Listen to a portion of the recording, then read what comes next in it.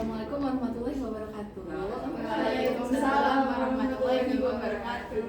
Oke, selamat pagi semuanya. Jadi Ibu harap hari ini kalian sehat semuanya ya. Oke, sebelum mulai pelajaran, Bu Fiska mau absen dulu ya. Alpa, Siapa hadir, Bu? hadir. Alamanda, Izin, Ibu. Oke, izin. Laura, Siapa hadir? Intan, hadir. Zarina Zatil, Hadir. Oke. Ini jadi yang nggak masuk cuma Alamanda aja ya. Oke. Jadi hari ini Bu Fiska akan melanjutkan materi yang kemarin. Nah, materi yang kemarin masih ingat nggak terkait iklim dan cuaca? Oke, boleh dibuka dulu lembaran yang sudah Bu Fiska kasih. Oke. Jadi kemarin itu unsur-unsur cuaca dan iklim itu ada banyak kan. Kita masuk dulu deh ke pengertian cuaca dan iklim. Pengertian cuaca itu apa? Coba kalian lihat dulu keluar jendela, boleh dilihat dulu. Nah, jadi cuaca dan iklim yang sedang berlangsung sekarang tuh gimana sih? Panas, cerah, apalagi?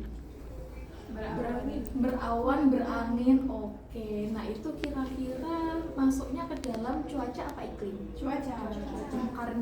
Karena Skalanya kecil di daerah ini aja dan juga di waktu yang singkat. Oke. Kan gitu.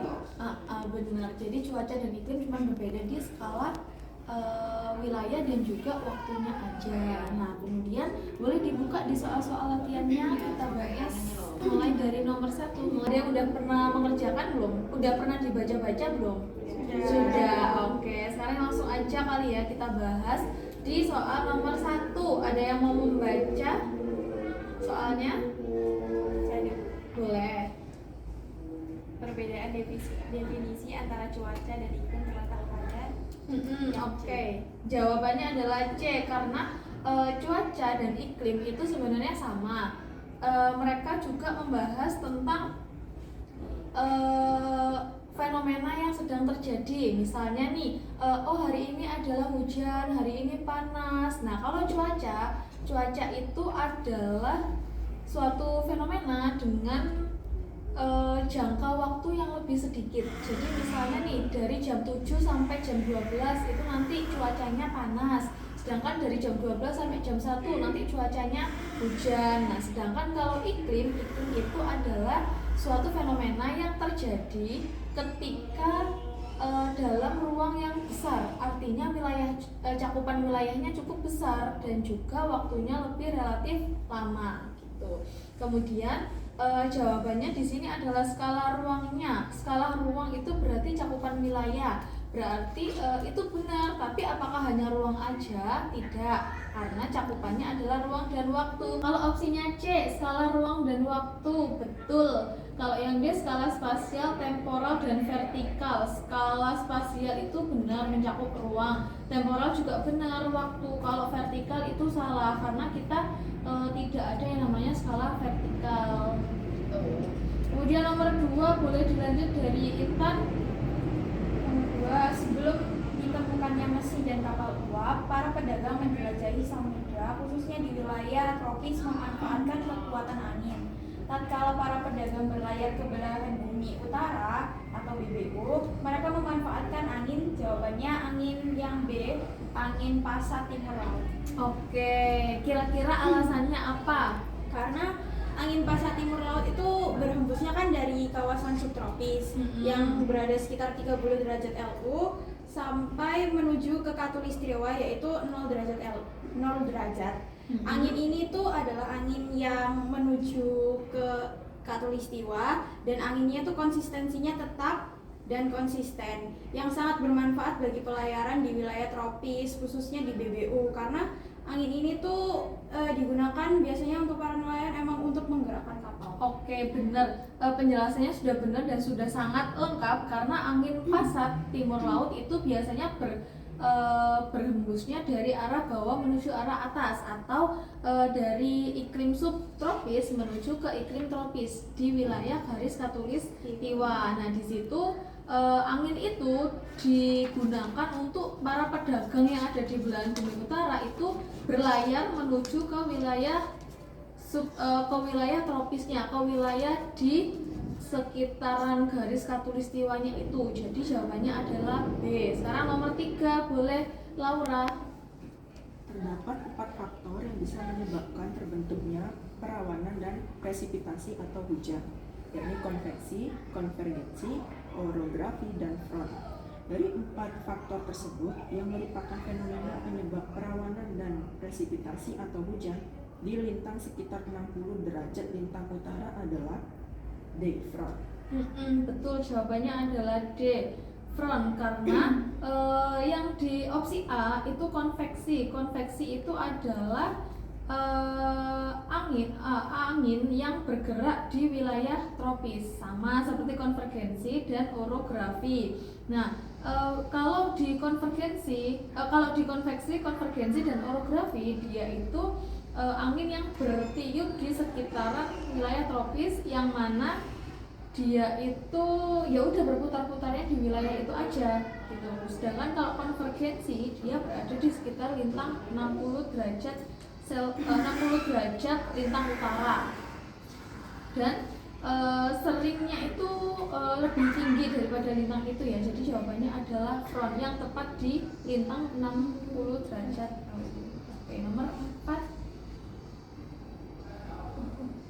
Boleh. Selanjutnya di sini ada nomor 4. Proses pembentukan perawanan di sekitar gunung atau pegunungan membawa dampak pada terciptanya efek Von di sisi leeward atau balik gunung atau pegunungan. Efek ini tersebut mempunyai karakteristik yaitu B. Panas dan kering. Betul, jawabannya adalah B. Panas dan kering. Nomor 5 terakhir, kita bahas yang nomor 5 dulu. Bencana hidrometeorologi yang sering melanda Indonesia seperti saat ini adalah banjir. Jika dilihat dari pola dan intensitasnya, maka kemungkinan terjadinya banjir banyak terdapat di wilayah bertipe curah hujan A, B, C, D, atau E. Yang A, betul, karena bencana hidrometeorologi itu dari minggu lalu kan Bu Frisa sudah menjelaskan yang tipe iklim, klasifikasi tipe iklim. Nah, tipe iklim A, B, C, D, E itu masuk ke tipe iklimnya siapa? Iklim Koppen. Iklim Koppen, betul, yang mana iklim tipe A itu merupakan curah hujannya tinggi dan terus menerus. Sedangkan kalau iklim tipe B itu ada di wilayah subtropis. Kalau C, D, dan E sudah masuk ke wilayah lintang yang tinggi atau sedang ke tinggi lah. Jadi C, D, dan E itu wilayahnya wilayah kering. Jadi sudah kelembapannya itu lebih kecil daripada wilayah yang iklimnya B dan A gitu. Oke, sampai sini adakah yang mau bertanya? Enggak? Oke, kalau nggak ada, sekarang Bu Friska ada games buat kalian untuk menguji pemahaman kalian. Apakah kalian sudah paham dari materi yang Bu Friska jelaskan minggu ini dan minggu lalu? Di sini adalah gamesnya Snake and Ladders, yaitu ular tangga. Nah, di sini di games ini ada yang namanya challenge, mystery box, dan question. Kalau kamu dapatnya challenge nih, di sini ada kartu challenge yang bisa kamu ambil dan kamu harus melakukan challenge ini. Sedangkan kalau mystery box ini random ya. Jadi di sini sudah ada box, ada tulisan yang akan kamu ambil, gitu ya. Terus di sini ada question, ada beberapa question yang dari minggu lalu dan minggu ini sudah kita bahas. Nah, kemudian dari question ini kamu harus menjawab dengan benar. Kalau kamu dapat menjawab dengan benar, kamu akan dapat poin. Kalau menjawabnya tidak benar, berarti tidak dapat poin. Tidak ada pengurangan poin di sini. Nanti di akhir sampai 100 ini, siapa yang lebih dulu mencapai angka 100 dan menjawab pertanyaannya lebih banyak, dia akan menjadi pemenang. Oke, paham ya? Kita mulai. Di sini boleh diambil gaconya dulu.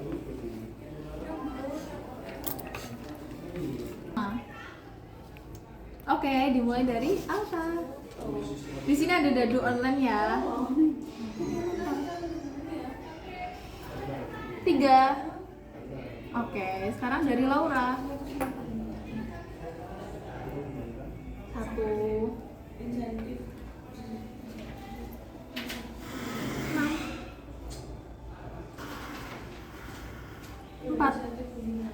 Fortnite dan mystery box. Boleh ambil mystery boxnya satu. Nggak boleh dipilih ya. Boleh dibuka question. Perbedaan definisi antara cuaca dan iklim terletak pada skala ruang dan waktu. Oke, benar. Terletak pada skala ruang dan waktunya. Boleh taruh di sini. Lanjut, boleh mulai dari Alta lagi. 2.